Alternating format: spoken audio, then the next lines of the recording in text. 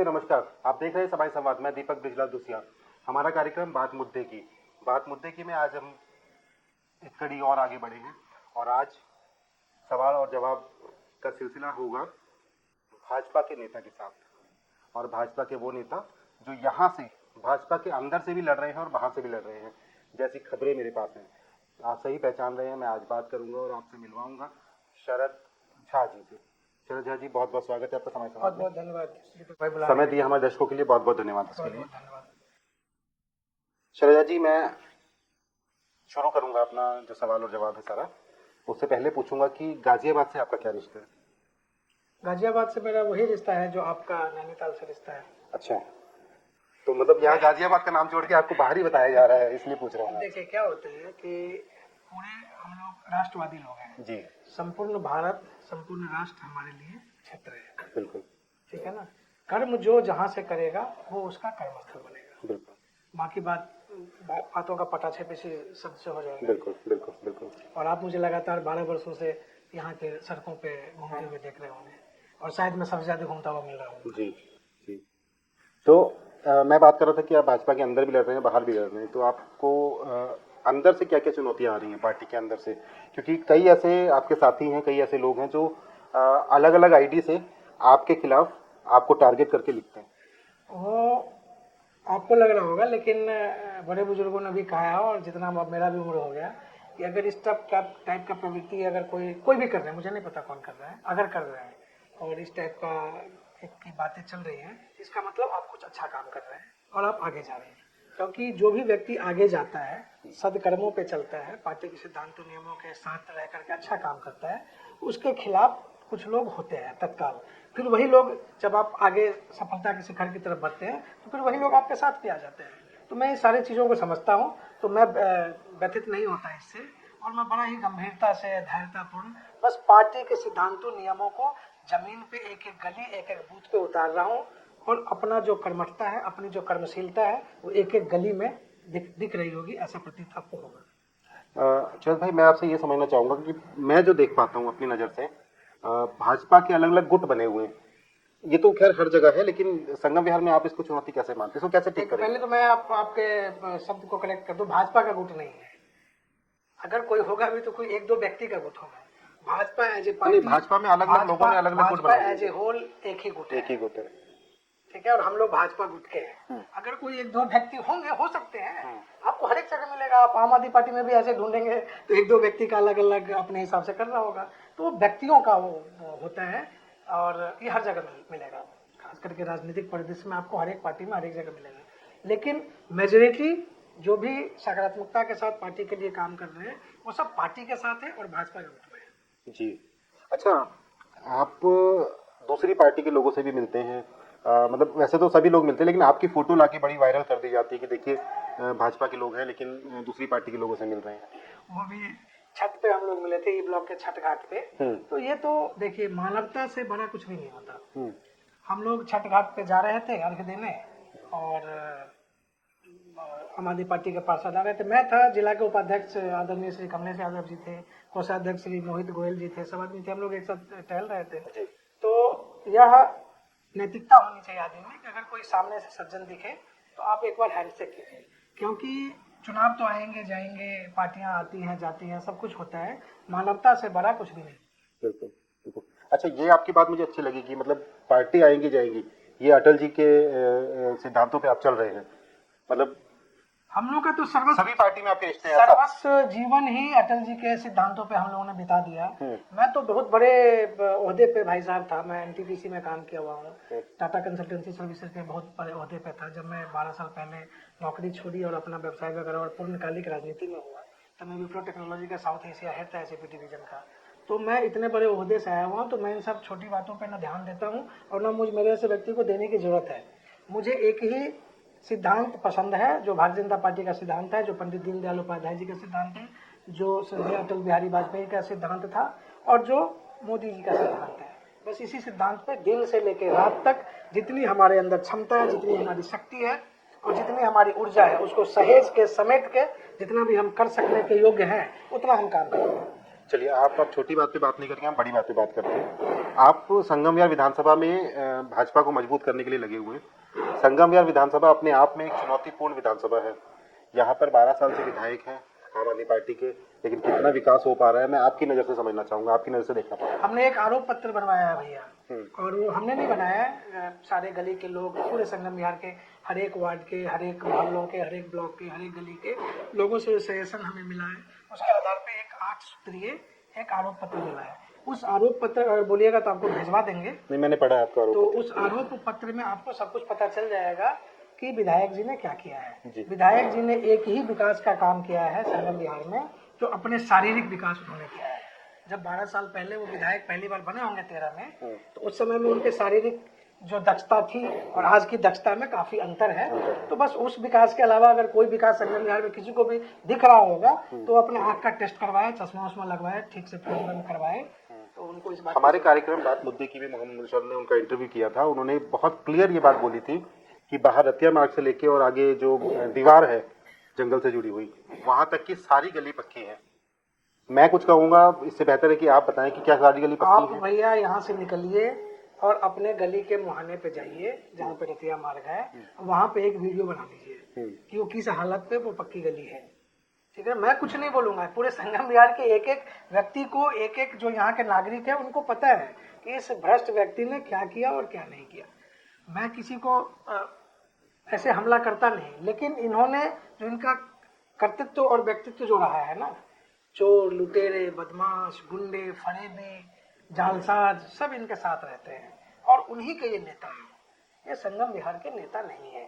आप थाने में जाकर के भैया पता कर लीजिए कि भारतीय न्याय संहिता, अब पहले तो इंडियन पिनल कोड था, भारतीय न्याय संहिता में जितनी भी मर्डर छोड़ करके जितनी भी संगीन धाराएं हैं, वो सारी की सारी धाराएं इस व्यक्ति के ऊपर लगी हुई है किसी न किसी एफआईआर में।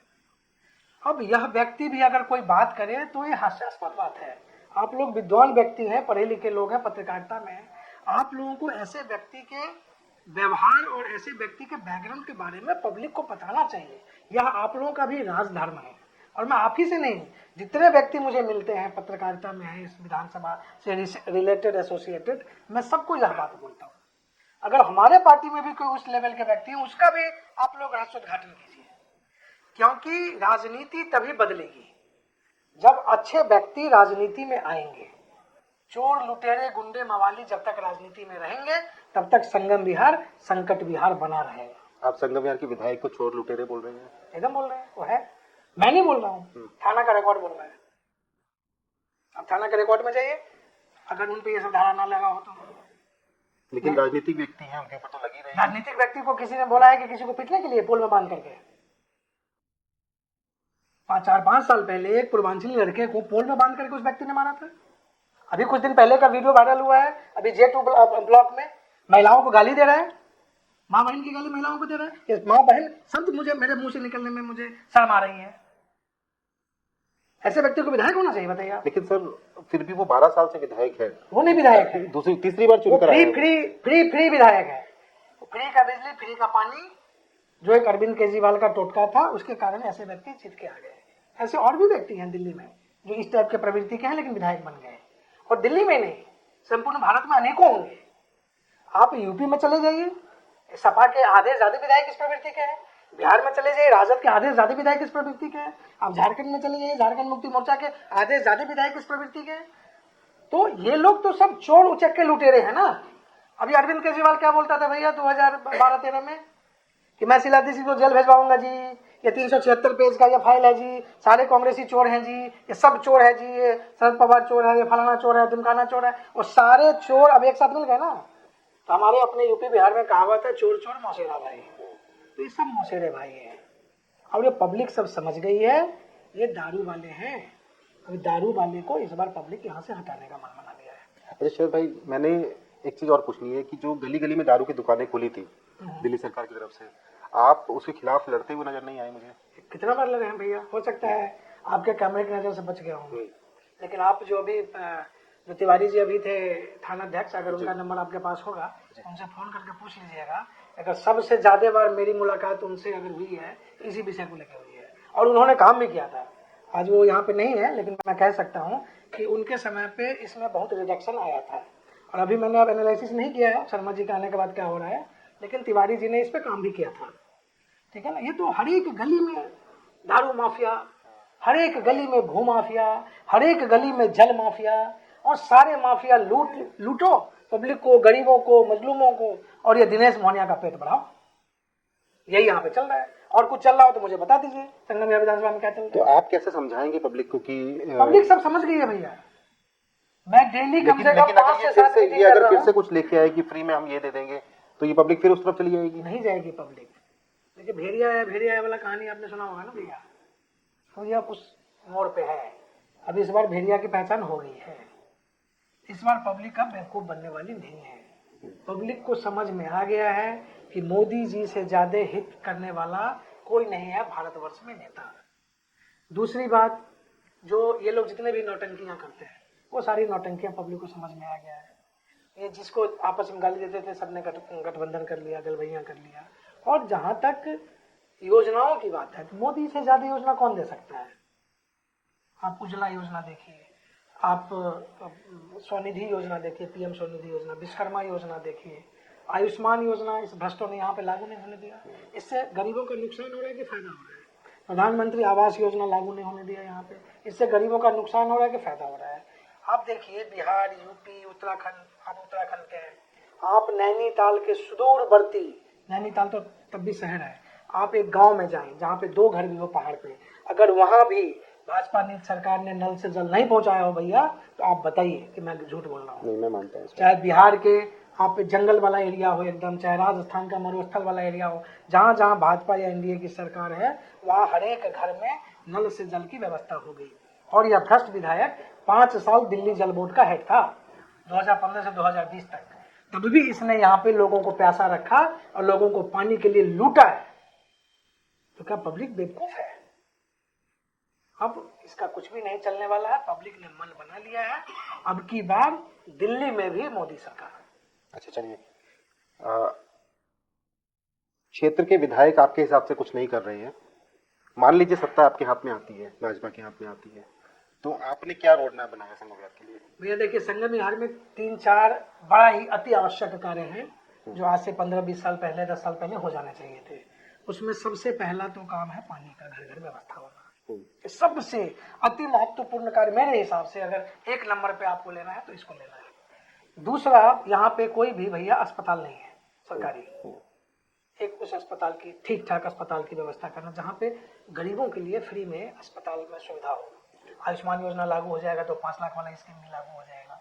क्योंकि मैं कितने लोगों से मिला हूँ जिसका 25 गज का, 20 गज का, 35 गज का प्लॉट इलाज में बिक गया है भैया। बिल्कुल बिल्कुल। आप बोलिएगा तो मैं आपको मिलवा दूंगा, आप उसका इंटरव्यू भी ले सकते हैं। तो यहाँ गरीबों को सुनने वाला ये एक क्या है, आप एक पिक्चर देखोगे अग्निपथ, अमिताभ बच्चन साहब का आया था, बाद में संजय दत्त जी लोगों ने भी उसका रीमेक किया। उसमें एक मांडवा द्वीप था, उस मांडवा द्वीप पर एक रहता था कांचा चीना। तो ये संगम बिहार का दिनेश मोहनिया है कांचा चीना, और संगम बिहार के सारे लोग हैं स्लेव। यहाँ पे स्थिति है भैया। लेकिन अब पब्लिक जग रही है, शरद जैसा लोग यहाँ पे आ गया है और इसकी ईंट से ईंट बजा देंगे। आपका रोड मैप आधा रह गया। मेरा, मैंने बताया 2 पॉइंट मैंने बताया जी। तीसरा पॉइंट है यहाँ पे सड़कों का सुदृढ़ीकरण और सड़कों का चौड़ीकरण। उसके बाद संगम बिहार के पीछे से आपका शूटिंग रेंज वाले से लेकर के उधर भाटी माइंस की तरफ एक 80 फीट रोड चौड़ा निकलने का व्यवस्था। ये व्यवस्था मैं आके करवाऊंगा ऐसी बात नहीं है, ये ऑलरेडी भाजपा के प्लान में आ चुका है। क्योंकि हमारे सम्मानित सांसद जिस दिन जीते हैं उसके तुरंत बाद ही, उनका अगर आप पेज फॉलो करते होंगे तो ये आदरणीय नितिन गडकरी जी के पास ये फाइल पुट अप हो चुका है। तो ये काम कभी भी स्टार्ट हो जाएगा। तो ये काम स्टार्ट होने से आपको पीपल चौक के उधर की जितनी भी ट्रैफिक है वो उस रोड से निकल जाएगी। तो संगम बिहार में जो रतिया मार्ग पे खास करके ट्रैफिक कंजेशन का प्रॉब्लम है वो ऑटोमेटिक दूर हो जाएगा। प्लस रतिया मार्ग और जितने भी 3 मुख्य मार्ग हैं, एक शूटिंग रोड से रेंज से लेकर के अपने गुजर चौक से आते हैं, एक उधर बत्रा की तरफ से आते हैं मंगल बाजार वाला, और एक मुख्य सड़क है। इन तीनों सड़कों का सुदृढ़ीकरण, सबसे पहला पानी की व्यवस्था, उसके बाद स्वास्थ्य की व्यवस्था, उसके बाद सड़कों का सुदृढ़ीकरण, उसके बाद शिक्षा की व्यवस्था। संगम बिहार विधानसभा में एक ही स्कूल है 10वीं 12वीं के लिए, तुलकाबाद विस्तार में, लेकिन संगम बिहार में अलहदा एक भी स्कूल नहीं है। संगम विहार में जगह भी नहीं है। जगह है ना, कहाँ? आपका रामलीला मैदान इतना बड़ा मैदान है, उसको किस दिन के लिए रखेंगे? वहाँ पे डीडीए का भी जमीन है, वहाँ पे एमसीडी का भी जमीन है, फिर उसके बाद मैं बताता हूँ आपको, जाट धर्मशाला के सामने डीडीए का बहुत बड़ा जमीन है, जहाँ पे जिस पे कब्जा हो गया। कब्जा कौन करवाता है? यही तो करवाता है। प्लॉट है जिस पे कब्जा हो रखा है। नहीं, वो ऐसे ही है, DDA का। बाउंड्री डीडीए ने कर दिया है, वो अंदर से अतिक्रमण मुक्त उसको करवाना है, वो तो एक दिन का काम है। आज तक विधायक यहाँ से 3 बार जीता है, आज तक एक लेटर दिखा दे कि इसने डीडीए को लेटर लिखा हो, इस जमीन पे कब्जा हो गया, इस जमीन को खाली करवाया जाए। ये तो इतना बड़ा भ्रष्ट है कि जितना भी आपको एच ब्लॉक में उधर कब्जे हुए हैं, जो पिछले 3-4-5 साल में हुए हैं, सब इसने करवाया है। और भी कुछ लोग हैं, लेकिन इसके बिना मिली भगत तो हो सकता है क्या? मैं तो इतना ओपनली पब्लिक के बीच में जाके बोलता हूँ कि अगर भाजपा के भी कोई व्यक्ति भ्रष्टाचार में लिप्त है, अगर दलाली पैकारी में लिप्त है, तो आप उनका नाम सार्वजनिक कीजिए, क्योंकि भाजपा मोदी जी के सिद्धांत पे चलेगी, भाजपा श्रद्धेय अटल बिहारी वाजपेयी के सिद्धांत पे चलेगी, भाजपा पंडित दीनदयाल जी के सिद्धांत पे चलेगी, भाजपा कतई दिनेश मोहनिया के सिद्धांत पे नहीं चलेगी, भाजपा कतई अरविंद केजरीवाल ऐसे भ्रष्टाचारी के सिद्धांत पे नहीं चलेगी, भाजपा कतई चोर कांग्रेसी ऐसे सिद्धांत पे नहीं चलेगी। शरद भाई, आप भाजपा के सिद्धांत की बात कर रहे हैं, आपके खिलाफ एक चिट्ठी मेरे पास आई है, आपने पढ़ी वो चिट्ठी? चिट्ठियां तो आएंगी, मैंने आपको क्या बोला?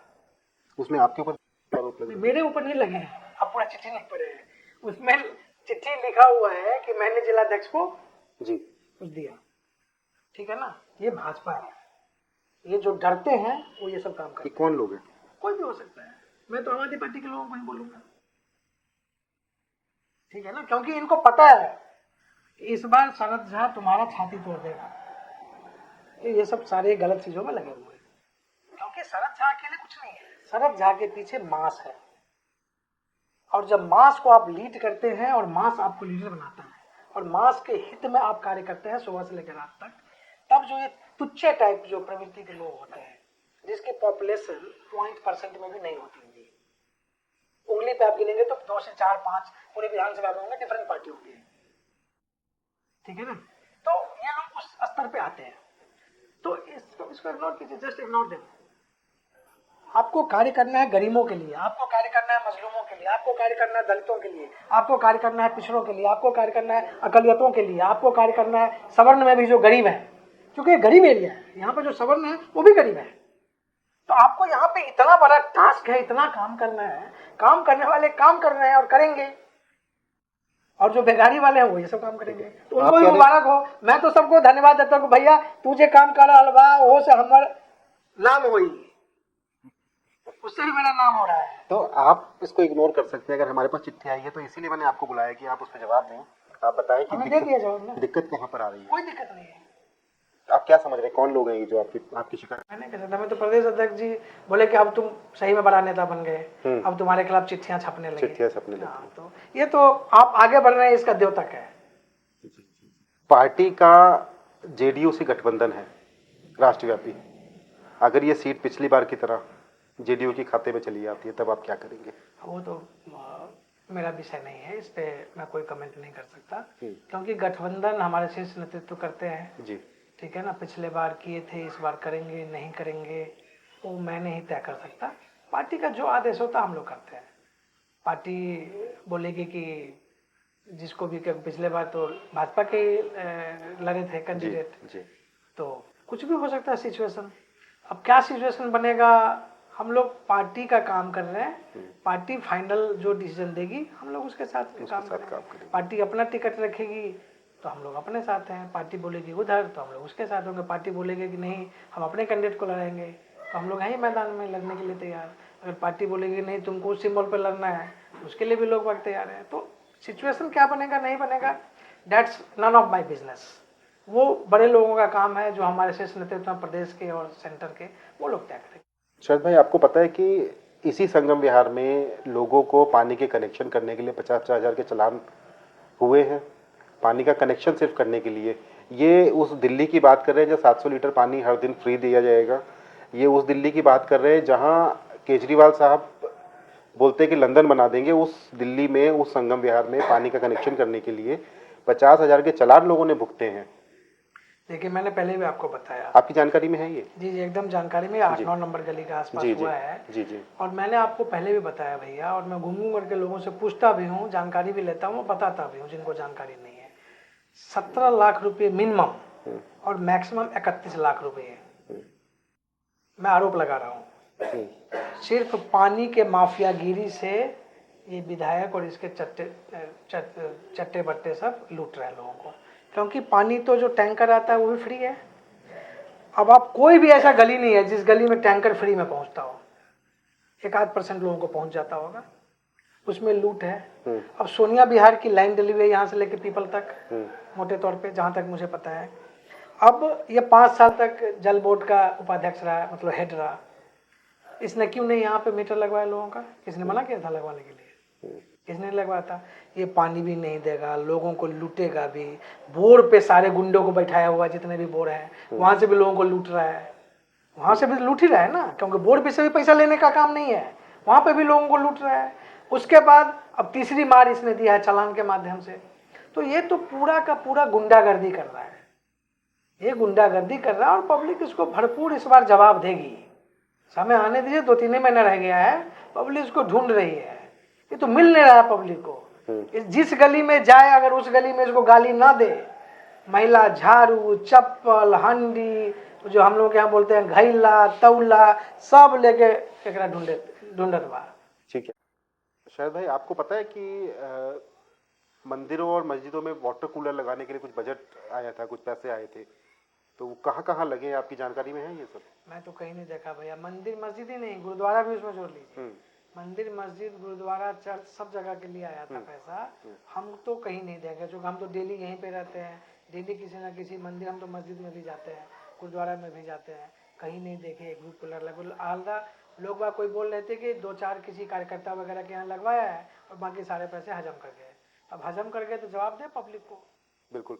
अच्छा, मतलब मैं एक आम व्यक्ति हूँ, मैं सभी भाजपा के लोगों से ये सवाल पूछता हूँ। मैं एक आम व्यक्ति हूँ, मैं सुबह ऑफिस जाता हूँ, शाम को वापस आता हूँ, मेरे यहाँ पानी नहीं आ रहा है, मेरे को रोड नहीं मिल रही है। मैं एक चेहरा चाहता हूँ कि जो लड़ाई कर सके इन लोगों से, जो सत्ता में बैठे हैं, चाहे वो पार्षद हो चाहे वो विधायक हो। क्या मैं शरद झा को देख पाता हूँ कि वो मेरी लड़ाई लड़ेंगे इन लोगों से? आपको देखना चाहिए, आप इतने साल से मैं हूँ, आपको तो दिख जाना चाहिए कि लड़ कौन रहा है, विपक्ष कौन है। हाँ, विपक्ष दिनेश मजबूत नजर मोहनिया नहीं का आ रहा है ना विपक्ष मुझे। कौन है? विपक्ष मजबूत क्यों नहीं नजर आ रहा है मुझे? मैं यही विपक्ष कहना बहुत चाहता बहुत मजबूत है। आप हूँ, लेकिन उसके बाद भी ये ऐसे घोटाले कर ले रहे हैं। देखिए, घोटाला तो ये करेगा ना।